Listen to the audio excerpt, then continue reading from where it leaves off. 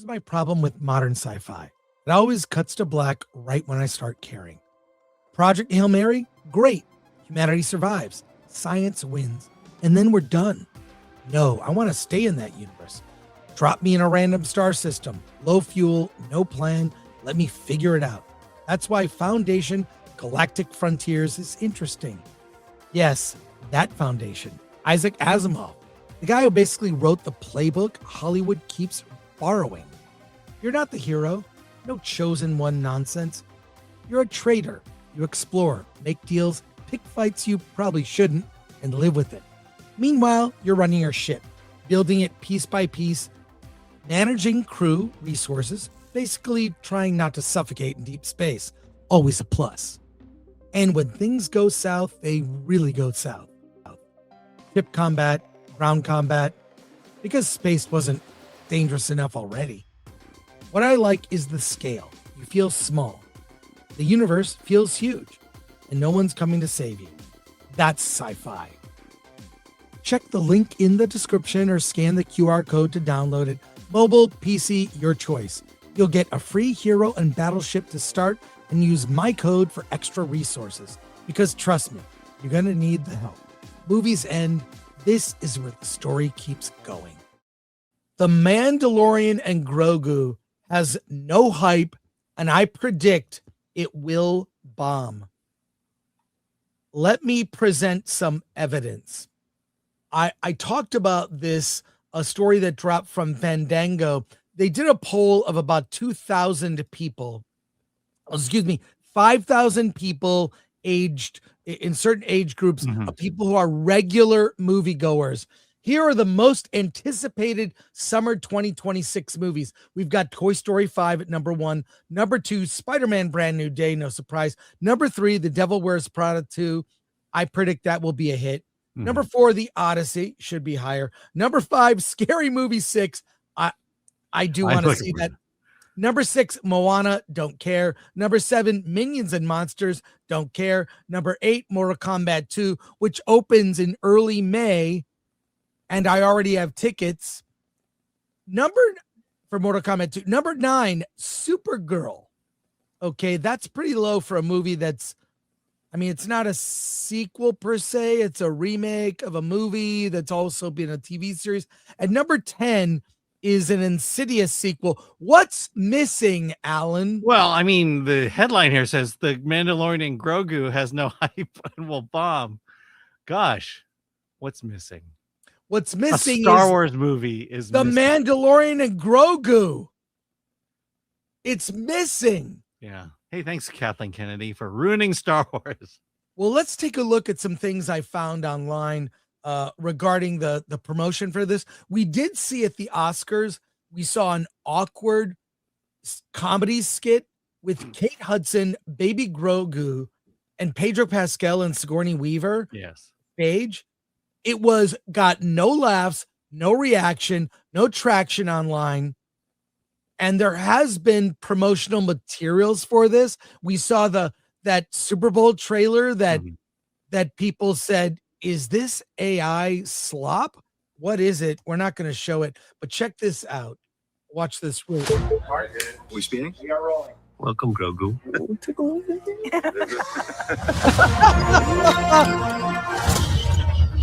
Hey, never touch the buttons.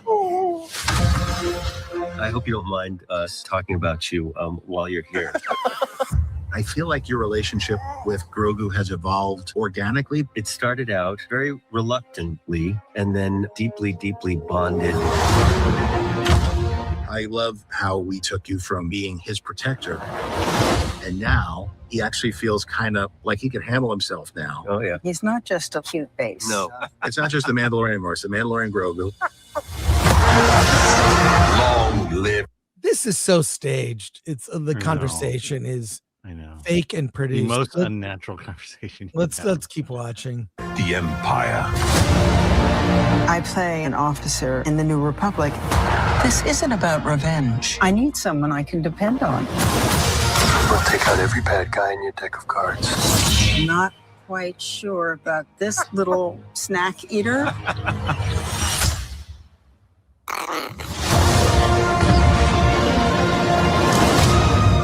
because it's IMAX, because it's a movie. I wanted to recapture the feeling of when I first saw Star Wars. And so when we're making this, we were using all the technology that's available. And then, of course, we have a lot of classic stuff. I mean, it was the coolest set I've ever been on. All of that is to give a whole new audience that same feeling of excitement that I had the first time. This movie, when you see it, it's like I just got off of a ride. Do we run or do we fight?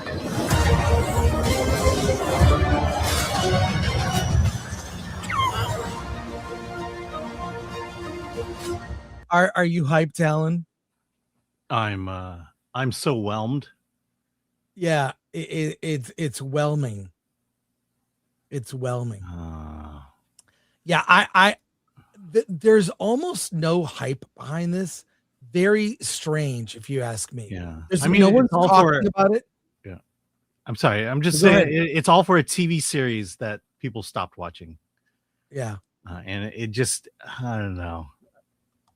Wait, is this ahead. another behind the scenes clip? Let me see, or did we just watch this? Here we go. To me, Star Wars has always been about creatures. And I I like think this. it dates back to when I saw it when I was a kid. It all felt unified in this world, made the world even more compelling. I mean, we've seen a lot of trailers. Now they're just rolling out BTS behind the scenes stuff. No, these are these are clips from the original series, the original trilogy. Yes, but Yeah, Jon Favreau, he was up to direct Force Awakens. He pulled his name. He said, "I don't want to do it." Yeah, good choice. Yeah, well, good things J.J. Abrams came in to save it. Here, let's keep watching. And I have one more thing to show. Hey, never touch the buttons. We really wanted to bring an assortment of droids and creatures to this movie. Was that Baby Greedo? Yeah, Baby You're doing Greedo. Baby Greedo? Wait, go back. There it is. Aw, Baby Greedo aw. in a little. Oh God, we have See- Baby Greedo now. Is gonna meet Baby Yoda. Is the baby gonna shoot first? Well, it'll start shooting second for a while, and then it'll grow up and shoot first. Oh my God, that'd be great if Baby Yoda. Oh, yeah, shot that was- first. Or, Shot ben, Baby or Greedo. if, are we in the timeline of Ben Solo? If Ben Solo was a baby, Who knows? Oh my God, this is just. I made jokes that they would do this, like a baby Chewbacca, right? oh well, we want a baby. Oh God damn it, I can't remember the guy's All name. right, then don't say it. Are you scared? You should be. I could get a little emotional talking about Grogu. That deep emotional connection exists in the way that the original Star Wars characters existed for me as a kid. He's slowly coming of age, finding his own power. I like this kid. All I see is his little face. That character you saw there is in the ride at the Star Wars land. Oh yeah, isn't the it? Rise of Resistance or something. Yeah. I care so little about him. I don't know what his name is. I actually don't like that care. ride, and I don't remember him. Yes, exactly. They're all forgettable I names. know. Like name one character from Starfleet Academy. I Yeah. rest my case. What was is Genesis a name? Yeah, Genesis is a name. And Jaden. I remember the gay Klingon. Oh, yeah. I call him Gay Klingon. This kid. All I see is his little face. You cannot but fall in love with that little face. We have Grogu, we have Anzellans again. Good shot, baby. We're embracing a lot of tradition, bringing in all sorts of creative disciplines. Martin Scorsese does the voice of I this know. character. In a moment Martin of irony. Scorsese, pure cinema, pure cinema. Good night. Thank you. You use all of these techniques to ground things, to make you feel like you're in a real place with real characters, even though you've never seen these creatures or these droids before. It all works together, and Star Wars is unique for that. You know what? I bet the movie could be fun, but nobody It could be. cares. I know. Check this out. This is an article written by on Gizmodo from German Lesieur. Herman Lucier. German Lesieur. Herman. A new Mandalorian and Grogu video has me seriously worried. Do you have notes for this, Alan? Yeah, I do. Okay, Right. go for it. Tell me what's in this story. Okay, so from the words of Herman Lucier, what made me fall in love with Star Wars wasn't just the creatures, space, battles, or lightsabers. It was the characters in the story that pulled me in and never let go. And that's exactly why I'm worried about Mandalorian and Grogu.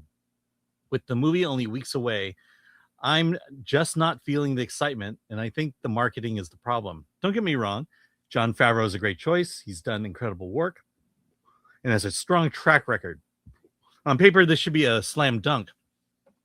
But somehow, everything I've seen so far tells me almost nothing about what the movie is actually about. There's no clear story, no emotional hook, just vague ideas that it's Star Wars and that alone doesn't cut it.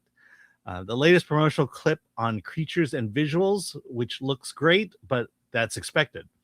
That's the bare minimum for this universe. What I want to know is why any of it matters. Where's the story? What's at stake?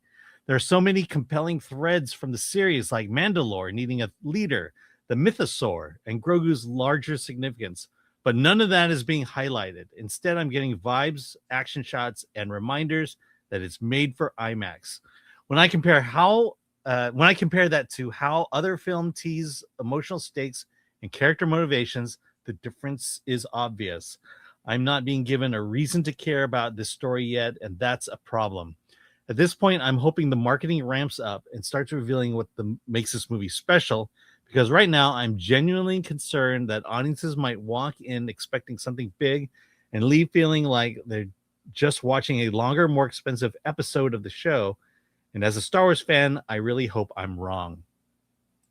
Yeah, this is someone who I've followed German's work before. He seems pretty clear-headed. Sometimes could get he speaks his mind. Mm-hmm. He's speaking for a lot of people. There's no hype behind this movie, and I've heard friends in the industry reach out to me saying they are afraid this is going to bomb. This is Kathleen Kennedy got out at the right time. He got out kind of knowing this is really going to all be on Filoni because now he's in charge. This will bomb worse than Solo. At least Solo was kind of sandwiched in between, Last Jedi come out, Solo came out. We're getting ready for Rise of Skywalker. Like, there was still goodwill, but people were disillusioned. This is a TV show that ran its course and probably went on too long. That it had jumped the bantha. Mm-hmm. It had jumped the bantha poodoo. And now I think with this coming out, there's just no hype. No one's talking about it. And again, he points out in his story on Gizmodo, what's the story? The thing that gets you hyped is story. I saw the trailer for the drama with Zendaya and Robert Pattinson, and I was so drawn in by the story, and they didn't give away kind of the big reveal of that movie. While a lot of trailers give away everything, that trailer, I was hooked. I'm like, I'm going to see the drama. I'm going to see a Zendaya movie because the story has me intrigued. I need to know what's going to happen. The story in this is he gets a deck of cards and he has to track down some bad guys because Sigourney Weaver, who's from Aliens, says, hey, you should do this thing. That's it. No bigger story. Nothing that would compel you. And that's what the TV series should have been. Here's your deck of cards, and every week he tracks someone down or gets on the lead of one of the baddies he has to take out. Maybe he finds out one of the baddies is actually a good person. There's some sort of reversal or some. This is a TV series, like thin plot hung on a movie, and literally no one talking about this. And when we saw earlier, we saw that graphic I brought up where I showed you, it's not even in the top 10 movies of what regular moviegoers want to see. Or anticipating, yeah. Yeah, anticipate in the top 10. I predict a huge failure, and not even baby Greedo can save this film. Final thoughts, Alan, and we're going Yeah. So you know what I could do? I could take that article I just read and swap out Mandalorian and Grogu with Avengers Doomsday. Yes, you actually could. I mean, it's the same thing. Look, when it comes down to it, Disney needs to fire their marketing team. Yes, they don't know what they're doing. They they're under this impression that everything is about feelings and emotions. So I'm just going to show you the feelings, emotions I hope you get when you watch this movie. When really, if we're going to spend $100 to take our friends and family to go see this movie, I want to know that it's worth the $100 I'm about to spend, or whatever amount it is. Even $50 is a lot to spend. That's where people are at in their mind. What value am I going to get by seeing this in theaters, or do I just go ahead and wait for it to show up on streaming, which is a hell of a lot cheaper, and we can have more fun with it. Disney, whoever is running your marketing team, I'm going to be willing to guess it's run by someone who's non-male, and you just got to fire them and get a better strategy when it comes to promoting your movies, because you're about to do it again with Avengers Doomsday.